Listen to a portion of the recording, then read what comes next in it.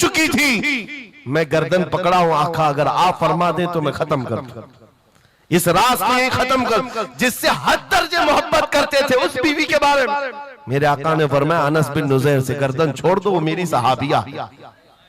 जैसे राज तुम्हारे पास महफूज है वैसी राज उसके पास भी महफूज है। तब उन्होंने गर्दन हटा दी और अपनी बीवी से कहा जो कुछ भी मैंने किया है इसका बुरा ना मानना, तुझसे जो इश्क मोहब्बत है वो और है, रसूलुल्लाह से जो अजमत और उनकी इज्जत जो मेरे दिल में है वो और है। इन दोनों के दरमियान कोई कंपैरिजन नहीं है, कोई मुआजना नहीं हो सकता। नबी पाक सल्लल्लाहु तआला अलैहि वसल्लम के सिलसिले में जो फर्स्ट प्रायोरिटी थी सहाबा की, इसी के मुताल्लिक कुरान कहता है अल्लाह ही के लिए इज्जत है, रसूल के लिए इज्जत है और इन मोमिनीन के लिए इज्जत है जिन्होंने फर्स्ट प्रायोरिटी दी है। आपको एक बात बता दूं, एक हबशी रंग के सहाबी, काले रंग के सहाबी हुजूर पाक सल्लल्लाहु अलैहि वसल्लम के पास आए, का शादी करना, लड़की कोई देता नहीं, चेहरा रंग काला, नाक चौड़ी। नबी पाक सल्लल्लाहु अलैहि वसल्लम ने फरमाया मैं तेरी शादी कराता हूं। अंसार सहाबा में से एक सहाबी के घर भेजा इनको पैगाम दे करके, और उनकी बेटी मदीने की सबसे खूबसूरत औरत, सबसे खूबसूरत लड़की है, और इस काले रंग के सहाबी से कहा जा उस घर पर, ये इम्तिहान के दौर है मेरे अजीज, इम्तिहान के दौर है। हुजूर ने फरमाया जाकर कहना कि मैंने भेजा है तुम्हारी बेटी से निकाह के लिए। ये काले रंग के सहाबी थे, आए उस सहाबी के घर, अंसारी के मियां बीवी बैठे हुए थे, बेटी अंदर थी। इनको आते ही पूछा कि क्या बात है, किस लिए आए? कहा सुना है आपके घर में जवान बेटी है, मैं निकाह का पैगाम लेकर आया। सादी सी बात, सीधी सी बात। उन्होंने ऊपर से नीचे देखा, उनकी लड़की, उनकी बेटी मदीने की हसीन तरीन खूबसूरत लड़की है और निकाह का पैगाम लेकर के आने वाला हबशी रंग का है। उन्होंने ऊपर से नीचे देखा और उसके बाद कहा जाओ हम बाद में बताते हैं, बस इतनी सी बात, मना नहीं किया, कहा जाओ हम बाद में बताते हैं। हुजूर पाक सल्लल्लाहु अलैहि वसल्लम की बारगाह में आएंगे, अपनी बेटी से पूछ लेंगे, आएंगे तुम्हारे पास। उस काले रंग के सहाबी के लिए कोई ताज्जुब की बात नहीं थी, वो कहते रोज रिजेक्ट होता था, यहां से भी हो गए, वापस चल पड़े हुजूर के दरबार में। तवज्जो मेरे अजीज, अंदर बैठी हुई वो दुशीजा, वो खातून, वो बेटी अंसार सहाबा की बाहर आई, पूछा बाबा कौन आया था? कहा एक नौजवान आया था। कहां से? रसूलुल्लाह ने भेजा था। किस लिए? बेटी ने पूछा बाप से। बाप कहता तेरे निकाह का पैगाम लेकर के आया था। बेटी ने पूछा आपने क्या कहा? कहा कोई मैच नहीं है, तुम्हारा और उसका कोई मैच नहीं था। मैंने कहा बाद में देखा जाएगा। बेटी वहीं खड़ी होकर के कहती है बाबा आपको पता है आपने किस कासिद को वापस भेजा है? आपने उस आने वाले के रंग को देखा, भेजने वाले के हुस्न को नहीं देखा। किसने भेजा आपने वो नहीं देखा। आपको तो इस बात का ख्याल आना चाहिए अल्लाह के रसूल के कह देने के बाद फिर अपनी ख्वाहिशात कोई माने नहीं रखती, कोई मैचिंग नहीं होती है। जब रसूलुल्लाह ने फरमाया है फर्स्ट प्रायोरिटी हुजूर की बात होती है। ये सहाबी अपनी बेटी की बात सुनकर वापस लौट आए और दौड़ते हुए बारगाह मुस्तफा में आते हैं। मेरे आका के पास वो नौजवान सहाबी जो अपनी रिजेक्ट की खबर सुना ही रहे थे, ये दौड़ते हुए अंसारी सहाबी आए, कहा या रसूल अल्लाह गलती की माफी, मैंने ताखीर की, इस खता की माफी के लिए आया हूं। मैंने इन्हें मना नहीं किया था, थोड़ी देर का वक्त मांगा था। ऐ अल्लाह के नबी मैं हाजिर हूं, मेरी बेटी भी दिलो जान से हाजिर है, आपके फरमान पर लब्बैक है या रसूल अल्लाह। हुजूर पाक की बारगाह में जब वो सहाबी ने कहा मेरे अजीजों ये सहाबा का वो ईमान था जहां उन्होंने अपनी ख्वाहिशात को खत्म कर दिया था, अपनी ख्वाहिशात को कत्ल कर दिया था। वो ये नहीं देखते थे मेरे मैच क्या है, मेरी ख्वाहिश के मुताबिक क्या चीज है। आज जैसे दीन पर अमल करने के लिए भी नौजवान ये सोचते हैं मेरी मर्जी के मुताबिक हो तो अमल करूंगा। नहीं, हम यहाँ पर जीने के लिए आए हैं, अपनी मर्जी से जीने के लिए नहीं आए, रसूलुल्लाह की मर्जी से जीने के लिए आए हैं। ताजो शरिया ने जिसके मुतालिक कहा था जिंदगी ये नहीं है किसी की किसी के लिए, जिंदगी है नबी की नबी के लिए। ना समझ मरते हैं जिंदगी के लिए, जीना मरना है सब कुछ नबी के लिए। सुभान अल्लाह, अल्लाह, नारे तकबीर, नारे रिसालत, नारे हैदरी, उलमाए अहले सुन्नत, हजरत अल्लामा मुफ्ती सलमान अजहरी साहब, सुभान अल्लाह सुभान अल्लाह। मेरे अजीजों, उन सहाबा ने फर्स्ट प्रायोरिटी जो दी है वो गैरत के साथ जिया करते थे कि हुजूर की बात है तो फिर सबसे पहली बात। जब हम ये सारी चीजों की तरफ आगे बढ़े, अल्लाह करीम इज्जतें फिर नवाजेगा, इज्जतें वापस आई। उनके जो हम गुलाम थे, खल्क के पेशवा रहे, उनसे फिरे जहां फिरा, फिर आई कमी वकार में। जो इज्जत में कमी आई है ये डोर के टूटने से आई है, या डोर के कमजोर होने से आई है। पूरी दुनिया आज एड़ी चोटी का जोर सिर्फ इस बात पर लगाती है, इस बात पर लगाती है कि तुम हुजूर पाक की मोहब्बत की बात ना करो, बाकी कोई बात करना करो। आपको पता है नमाजों की तबलीग करने वाले चिल्ले छट्टियां और भी दीगर बहुत सारे लोग मौजूद हैं। छट्टी शरीफ तो सरकार गरीब नवाज की मैंने साथ में कह दिया, लेकिन नमाजों की सिर्फ अमल की तबलीग करने वाली बड़ी बड़ी जमातें हैं, उनसे न गवर्नमेंट को कोई खतरा है न इजराइल को खतरा। हाँ, आप देख लेना, मालूम कर लेना मेरी इस बात। इजराइल जैसा कट्टर दुश्मन इस्लाम, वो तक कुछ तंजीमों को कहता है ये सेफ तंजीम है, मुसलमानों में सेफ तंजीम है। कौन सी? जो सिर्फ नमाज रोजे की बात करती है और कुछ नहीं करती, बस। हाँ, डेंजर तंजीम वो है जो लब्बैक या रसूल अल्लाह कहती है। क्यों?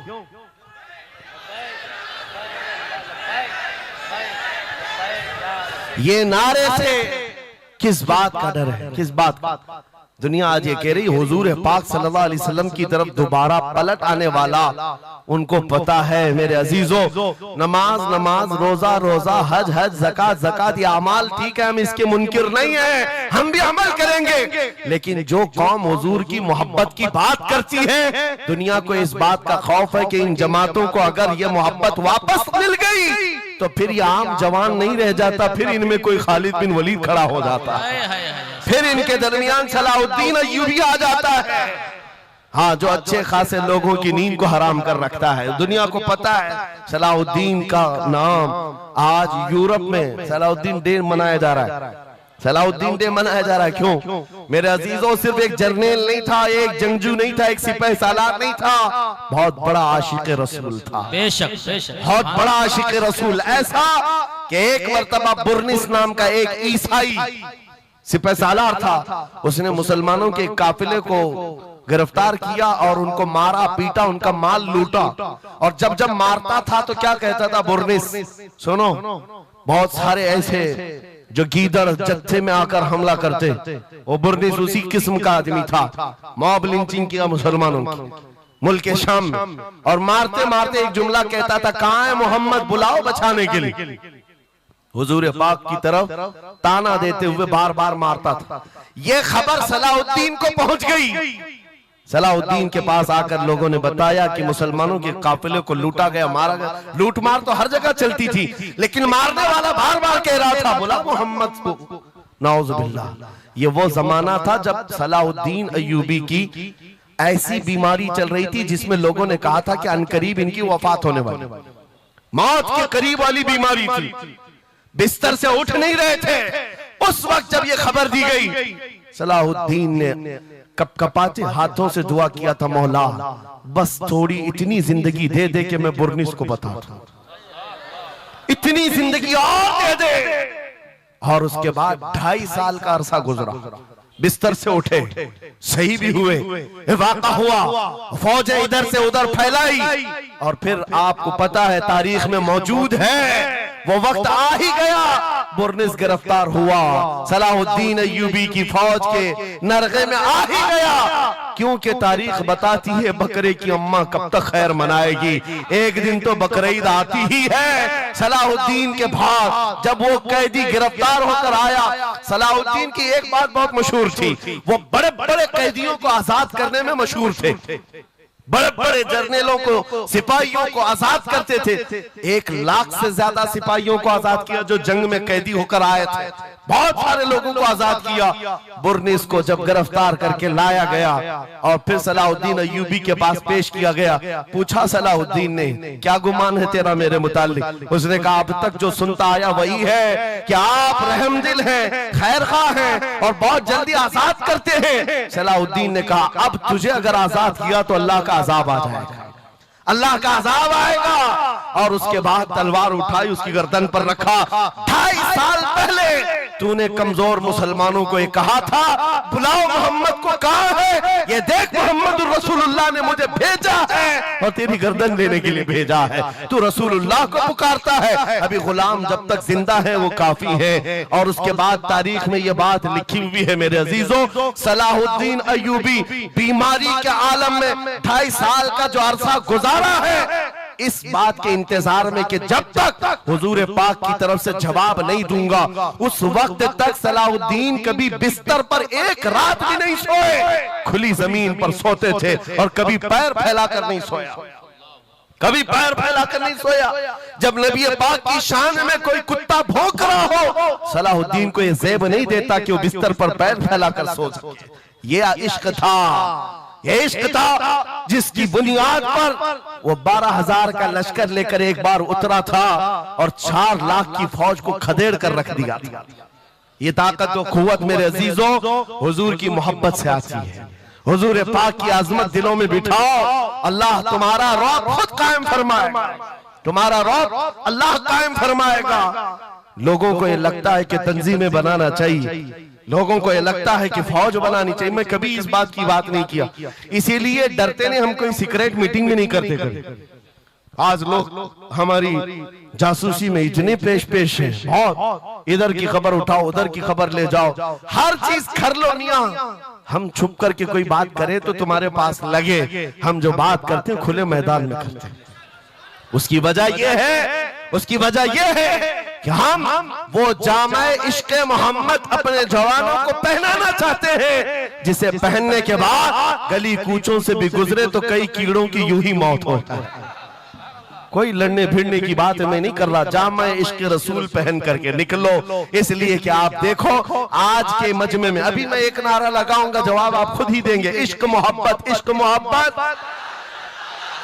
क्यों क्यों आला हजरत, आला हजरत, ये तो 2 वर्ड है, इश्क मोहब्बत, इश्क मोहब्बत। आप जवाब में आला हजरत इसलिए कर रहे हैं कि पूरी दुनिया इस बात को गुट्ठी में पी चुकी है। इश्क का नाम आए, मोहब्बत का नाम आए, बरेली का इमाम का नाम ही आता है। इसीलिए मैं कहता हूँ 100 साल पहले हुजूर की मोहब्बत करने वाला एक वफादार गुलाम बरेली की जमीन पर सो चुका है, लेकिन हर जलसे की रौनक बना हुआ है, हर जलसे की जीनत बना हुआ है। और इसी बात के लिए मैं कह रहा हूं, ये इश्क़ मोहम्मद का जामा जो पहनता है वो मरता कभी नहीं है। अल्लाह उसके नाम को हमेशा जिंदा रखता है, सलामत रखता है। और जो गुस्ताखी कर रहे हैं, इन कीड़ों का तो चंद दिनों के बाद पता भी नहीं होगा, खबर भी नहीं होगी।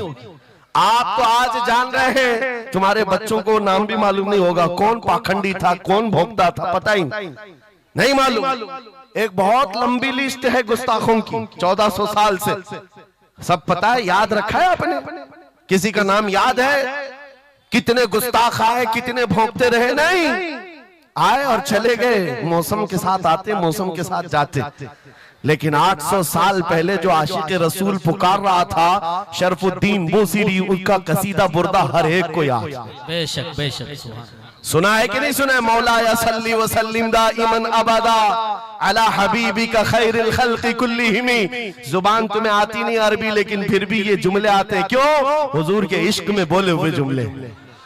बलगल उला बि कमालिही कशफत दुजा बि जमालिही हसनत जमीउ खिसालिही सल्लु अलैहि व आलिही। अरबी में सादी शिराजी ने कहा, लेकिन जब कभी ये बंदा आज भी पढ़ता है तो झूमने लगता है, मतलब माना मालूम भी ना हो। गुस्ताखों को याद नहीं रखा जाता, आशिकों को हर जमाने में याद रखा जाता है। मुझे पंजाबी नहीं आती, लेकिन पंजाबी शायर पीर मेहर अली गोलरवी ने जब हुजूर पाक का दीदार किया और पढ़ा था तो उनका कसीदा पढ़ते हैं तो झूमने लगते हैं। मुख चंद बदर शाशानी है, माथे चमके लठ नूरानी है, काली जुल्फ ते अख मस्तानी है, मखमूर अखे हिन मद भरिया, उस सूरत नू मैं जान अखा, जान अखा की जान जहां अखा सच अखा रब दी शान अखा वो शान तो शाना सब नबिया सुभान अल्लाह मा अजमलका मा अकमलका मा अहसनका कित्ते मेहर अली कित्ते तेरी सना गुस्ताख अखे कित्ती जारिया।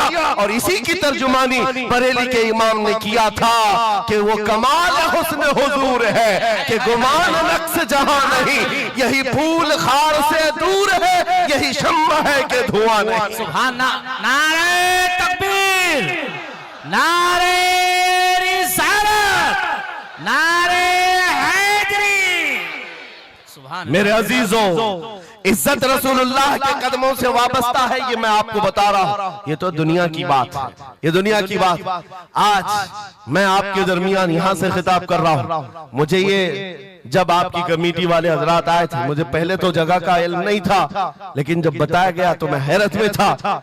इधर ही करीब में कमिश्नर हाउस भी है, हाँ यही सामने आकर के हमें खिताब करना है, कोई बात नहीं। आज यहां से लेकर बंगाल की खाड़ियों, गुजरात से लेकर कश्मीर तक हर जगह तकरीबन 22 स्टेट में मैं जाकर देखकर आ रहा हूं। पिछले 200 जलसों से खिताब कर, हर जगह का डीएनए मुसलमानों का एक ही है। हुजूर का नाम लो, हुजूर का नाम लो, तो फिर ये इनके अंदर जो हलचल है, ये मोहब्बत है, ये बेदार होती है। अजीजा ने गिरामी वक़ात, ये डीएनए पूरी जगह का एक ही है, हुजूर की बात। इसीलिए मैं कहता हूं, मुझे दुनिया आज पहचानती है तो इसलिए नहीं कि किसी सियासी पार्टी का नेता है, इसलिए पहचानती है कि हुजूर की इज्जत पर बात आए तो ये जवाब देता है। जब तक दिखे न थे तो कोई पूछता न था, या रसूल अल्लाह तुमने खरीद कर हमें अनमोल कर दिया। हाय हाय, सुभान अल्लाह, सुभान अल्लाह। लब्बैक लब्बैक या रसूल अल्लाह, लब्बैक लब्बैक लब्बैक या रसूल अल्लाह, लब्बैक लब्बैक लब्बैक या रसूल अल्लाह। इसी के साथ कुछ तुम्हारी इस्तिकामत के लिए मैं बातें बता दूं। इस्तिकामत के लिए देखो, मुसीबतें आएंगी, हुजूर की मोहब्बत की बात करना इतना आसान नहीं है कि तुम्हें रोज हलवा पराठा ही मिलते रहे और खा करके आराम करते रहो। फिर तुम्हें बिलाल हबशी को भी याद रखना होगा, खब्बाब इब्न अल-अरत को भी याद रखना होगा, ज़ैद बिन दसना, खुबैब इब्न अदी को याद रखना होगा। ये वो सहाबा हैं जिन्होंने हुजूर की मोहब्बत में सिर्फ जख्म नहीं खाए हैं, आग भी बर्दाश्त की है और इनकी पूरी चमड़ियां गला दी गई थी, उसके बावजूद वो जमे रहे, इस्तिकामत के उस मैदान पर डटे रहे। आपको पता है जब बिलाल हबशी मदीने में थे, हजरत उमर फारूक रज़ी अल्लाह ताला अन्हु उनको बुलाते थे तो क्या कहकर, या सैयदुना बिलाल, ऐ हमारे आका बिलाल आइए, जो अमीरुल मोमिनीन है वक्त के। और वो बिलाल हबशी को आका कहकर पुकारते। हजरत बिलाल कहते, सरकार मैं गुलाम आदमी, अमीरुल मोमिनीन मैं गुलाम आदमी, हबशी आदमी, आप जब आका कहते हैं तो मुझे शर्म आती है, आप क्यों कहते हैं? सैयदना उमर फारूक कहते, आप करीब आइए, अपना जुब्बा उठाइए। जब वो जुब्बा उठाते, उनकी पीठ पर उमर फारूक बोसे लेते और कहते, जो जख्म तुमने रसूलुल्लाह की मोहब्बत में खाए हैं वो दुनिया ने नहीं खाए हैं, वो हमने नहीं देखे हैं। इसीलिए मेरे अजीजों, हुजूर पाक की मोहब्बत के बाद फिर इस्तिकामत का इम्तिहान भी होगा। आज जो जगह जगह हालात पैदा हो रहे हैं, इम्तिहान की घड़ी आ गई है। अगर तैयार हो तो फिर मैं आगे बात करूं। हुजूर की मोहब्बत पर इम्तिहान देने के लिए हर जवान अगर तैयार है तो फिर आगे बात की जाएगी। बार बार तुम्हें कोई कछोके देता रहे, वसवसे डालता रहे, सोशल मीडिया पर तुम्हारे जज्बात को उभारते हुए तुम्हारे लिए गंदी बातें करे कि ये कट रहे हैं, मुल्ले काटे जा रहे हैं, मारे जा रहे हैं, गज्जा में इनके साथ ऐसा विनाश किया जा रहा है, 20,000 लोगों को मार मार कर बारूद से राख बना दिया गया है। ये सारी बातें तुम्हारे पास लाते हैं तो कुछ जवान ये समझते हैं हम नरोस हो गए हैं, हम मायूस हो गए हैं, इनका जवाब क्या दे। सही बात तो है, शाम में भी काटे जाते हैं, इराक में भी मारे जाते हैं, अफगान में भी, बर्मा में भी, यमन में भी, हर जगह हमारी हमारी मौत है, हमारी हमारी मौत है। और इसको जालिम ये बता बता करके ये कहते हैं कि देखो अगर तुम सच्चे हो, तुम्हारा दीन सच्चा, तुम्हारा खुदा सच्चा, तो इतने मारे क्यों जाते हो? तुम ना उम्मीद और मायूस ना होना। है नौजवानों, बात इतनी करना, इतनी बात करना। है नादान, तुझे पता नहीं हमारा मसला क्या है, तुझे पता नहीं हमारा मसला क्या है। हम जो है ना वो रसूलुल्लाह को शमा समझते हैं, और जितने हैं ये परवाने हैं, और परवाना होता ही है मरने के लिए।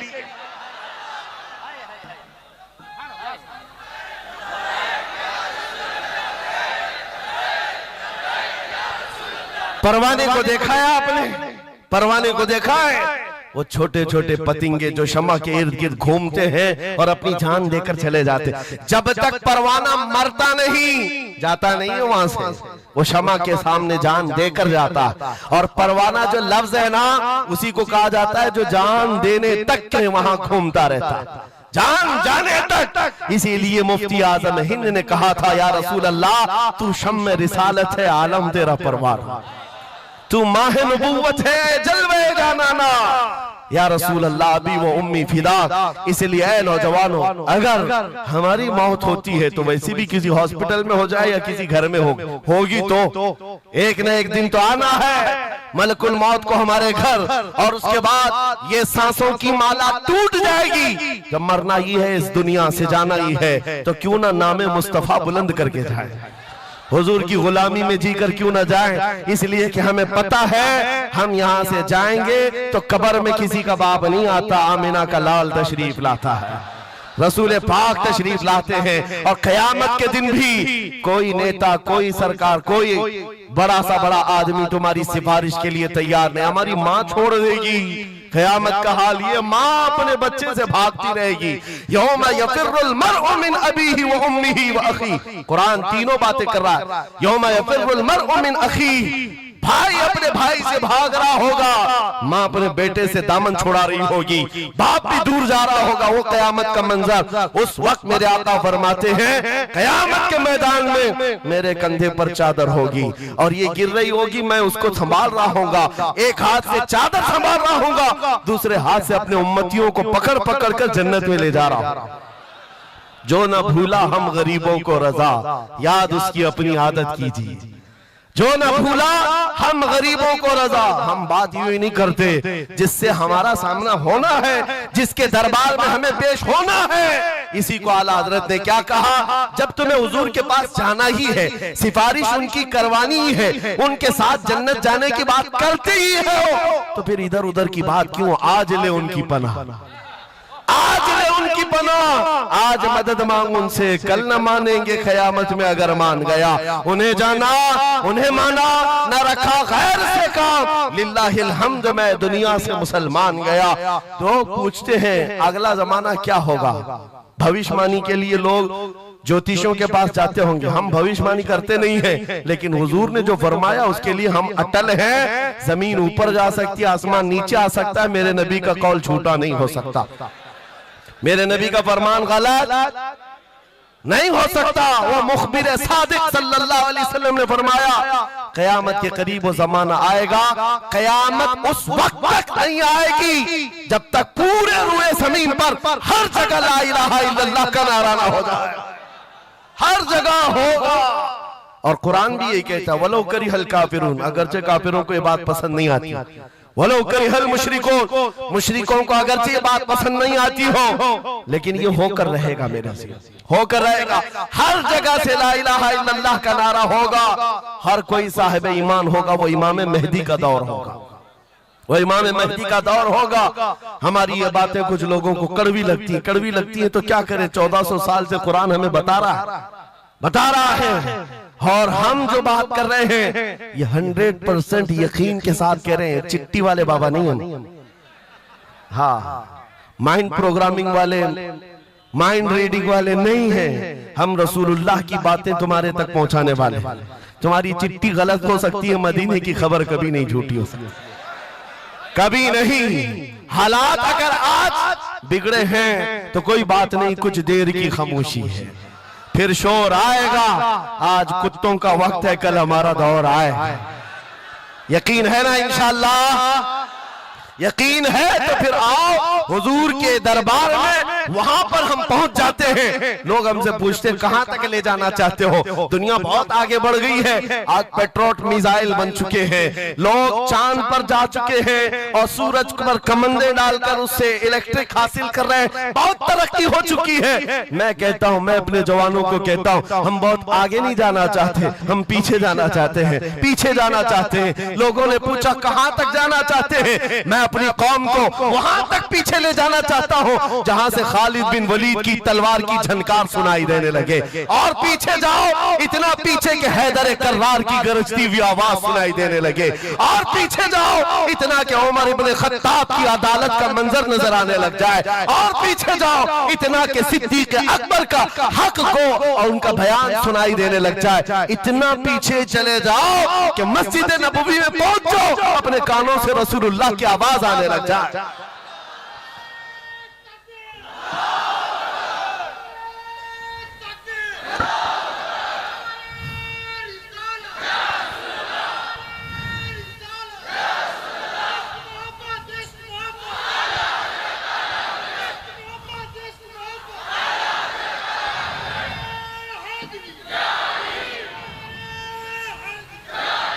हमें जीना है हुजूर पाक के नाम से। तुम जितना भी छुपाओ, लेकिन दुनिया हुजूर के नाम से ही तुम्हें जानती है। और आज मैं ये बात के साथ अब अपनी गुफ्तगू खत्म करने पर आ गया हूँ। आखिरी मेरे जुमले हैं, याद रखो मेरे अजीजों, हमारी जिंदगी में पैदाइश से लेकर हमारी मौत तक, पैदाइश से लेकर हमारी मौत तक, हमारी नमाजें, हमारी अज़ानें, हमारी मस्जिदें, हमारी फातिहा की महफिलें, हमारे जलसे जुलूस, हर चीज, यहाँ तक कि कब्र की मजलिस, कब्र की मजलिस हो, कब्र के सवालात हो, उसके बाद हश्र का मैदान हो। मैं कह रहा हूं आपको, पैदा होने के दिन से लेकर, पैदा होने के दिन से लेकर, जिस दिन बच्चा पैदा हुआ उस दिन से लेकर, जो कान में अजान दी गई है उस दिन से लेकर के हमारे बचपन की बात, बिस्मिल्लाह खानी की महफिल हो, कि हमारे दरसगाह जाने की महफिल हो, उसके बाद हमारी शादी की महफिल हो, हमारी औलाद की महफिल हो, जिंदगी का हर शोबा, कब्र में जाने के बाद भी,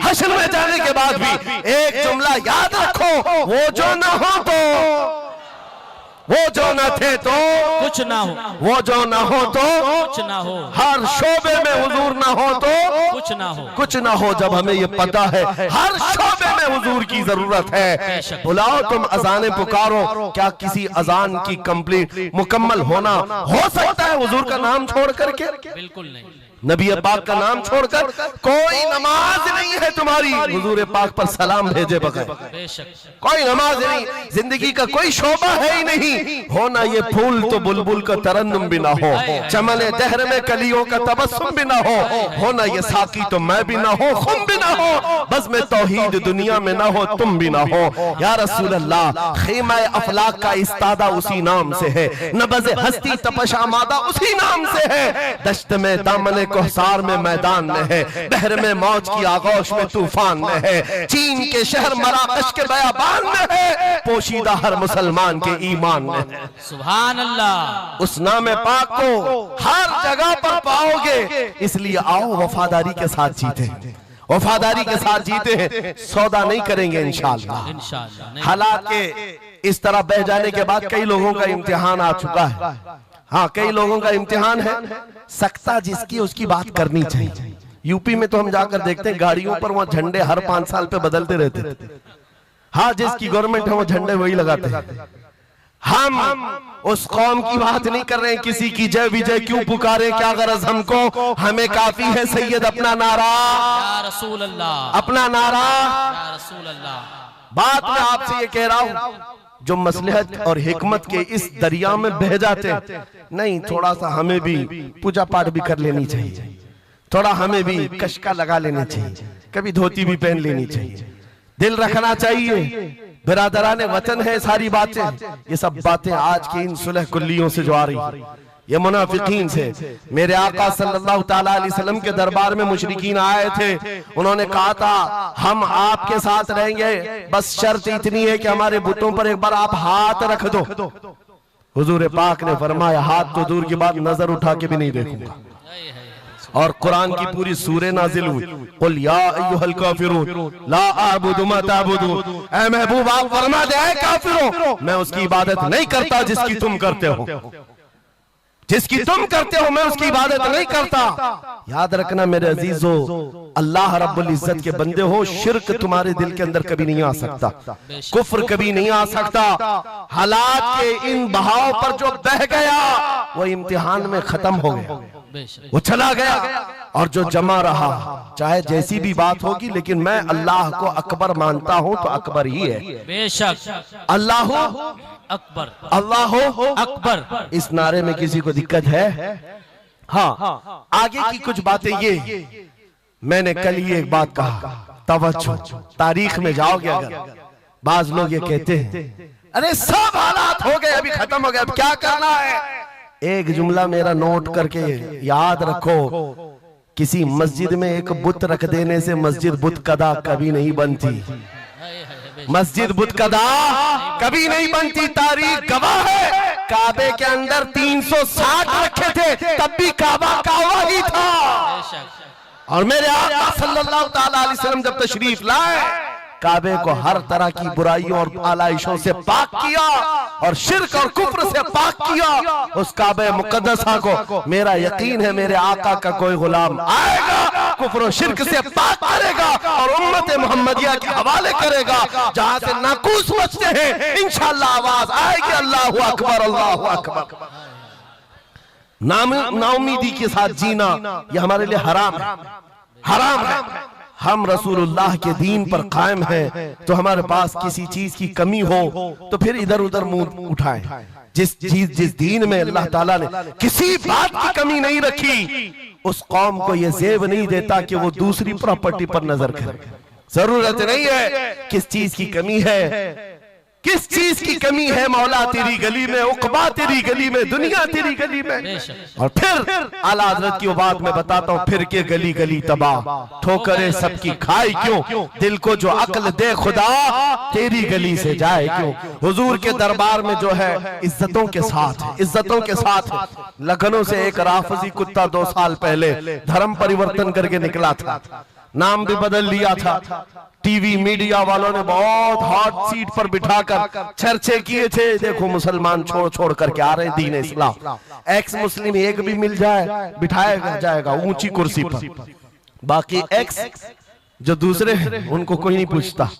यहाँ दीन इस्लाम में रोज दाखिल होते हैं, रोज दाखिल होते हैं, इनको नहीं पूछा जाता कि फलां चीज छोड़ के इधर क्यों आए, नहीं, इस्लाम छोड़े हुए को हॉट सीट पर बिठाया जाएगा और पूछा जाएगा क्या बात थी, क्यों आए। ये तो सिर्फ और सिर्फ ये एक तौर पर लोगों के दरमियान टीआरपी हासिल करने का तरीका होता है मेरे अजीजों। बाकी उनकी पर्सनल जिंदगी को देखो, जो छोड़ करके गए थे 2 साल नहीं गुजरे कि वहां से भी किक मार कर निकाल दिए। धोबी का कुत्ता, न घर का न घाट का, ना अपने घर का बन सका, ना अपने कौम का, ना अपने दीन का, ना ही उनका हुआ जिनकी जूतियां उठा करके जीना चाहता था। कहां से वो कबूल करेंगे, वो दूसरे कास्ट को नहीं कबूल करते, तुझे कहां से लेंगे, कहां से लेंगे। हाँ, आला हजरत ने 100 साल पहले एक बात कही थी, या रसूल अल्लाह जो तेरे दर से यार फिरते हैं, दर बदर यूं ही खार फिरते हैं। सुभान अल्लाह, दर बदर यूं ही खार फिरते हैं। हुजूर पाक की बारगाह से जो निकला है जिल्लत के साथ जी रहा होता है, और जो हुजूर के दरबार में आया है इज्जतें तो इतनी। उस बिलाल हबशी को देखो, मक्का वाले जिनके पैरों में रस्सी डालकर खींचते थे, 6 साल के बाद जब वही बिलाल हबशी रसूलुल्लाह के साथ वापस मक्का में फतेह मक्का के दिन दाखिल हुए थे, मक्का में पहली अजान हो रही थी, अल्लाह के नबी ने बिलाल हबशी को काबे की छत पर चढ़ाया था, काबे की छत पर, ताकि मक्का वाले देखें जिस मोहम्मद अरबी के गुलाम को तुम मारते थे, सजाएं देते थे, अंगारों पर सुलाते थे, आज अल्लाह ताला ने उसी गुलामी की जजा पर काबे की छत पर पहुंचा दिया। जो नबी पाक की गुलामी में जख्म भी खाए, मौला करीम उसके मकामात को बुलंद कर देता है। एक बात ये तय है, हमारा जाना तो है ही दुनिया से आज या कल, लेकिन इसका मतलब ये नहीं हमारे मर जाने से इस्लाम भी खत्म हो जाएगा, ये जोश और जज्बा भी खत्म हो जाएगा। ये खाम ख्याली है। एक चिराग बुझाओगे, मौला 100 चिराग रोशन फरमाएगा।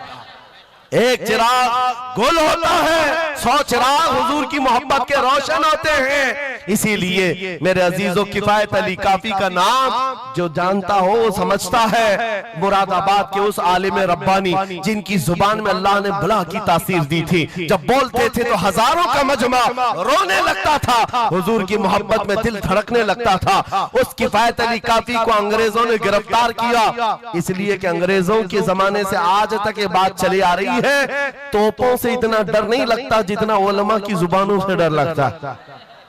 जुबानें ये असर दिखाती है। किफायत अली काफी को 7 दिन तक अंग्रेजों ने जिस्म पर स्त्री फेरी थी, जिस्म पर गरम स्त्री फेरते थे और चमड़ी जल जाती थी तो उस पर नमक छिड़कते थे, लेकिन वफादार मुस्तफा टस से मस नहीं हुआ। हफ्ता भर के बाद किफायत अली काफी से पूछा गया, आ जाओ हम मनसब भी देंगे, वजारत भी दे देंगे, शाही खजाने से हर महीने वजीफा भी। किफायत अली काफी ने कहा, इतना सस्ता दीन नहीं है मेरा, हमने जो बेचा है वो हुजूर के हाथों में बेच दिया, अपनी जान, अपना माल, अपना सब कुछ। उसके बाद अंग्रेजों ने कहा, तो फिर तैयार हो जाओ मरने के लिए। कहा, इसी बात के इंतजार में जीते हैं, इसी बात के इंतजार में जीते हैं। इश्क अगर जुर्म है तो फांसी की सजा दो मुझको। किफायत अली काफी को मुरादाबाद शहर के चौराहे पर लाकर फांसी पर लटकाया जा रहा था। जानते हो, आखिरी ख्वाहिश पूछी गई, कोई ख्वाहिश है? बीवी बच्चों से मिलना, एक प्रॉपर्टी की जायदाद की वसीयत करनी है। किफायत अली काफी ने कहा, जिसने उनको पैदा किया वो मुसब्बिबुल असबाब, उनका मालिक व मुख्तार है, वो उनके रिस्क का मुसब्बिबुल असबाब है। मुझसे पूछते हो आखिरी ख्वाहिश क्या है, तो बस मैं एक नाते रसूल पढ़ना चाहता हूं, जाने से पहले ये कह करके जाऊंगा। और रकम हो गई तारीख में ये बात पढ़ा था किफायत अली काफी ने, कोई गुल बाकी रहेगा न चमन रह जाएगा, पर रसूलुल्लाह का दीन हसन रह जाएगा। सब फना हो जाएंगे काफी वो, लेकिन हश्र तक नाम हजरत का जुबानों पर चलन रह जाएगा। सुभान अल्लाह, सुभान। फांसी तो दे दी। और जो बात मैं कहने जा रहा हूँ बड़ी तवज्जो से, 8 दिन तक जश्न मनाया था अंग्रेजों ने। ये 1857 की बात कर रहा हूँ।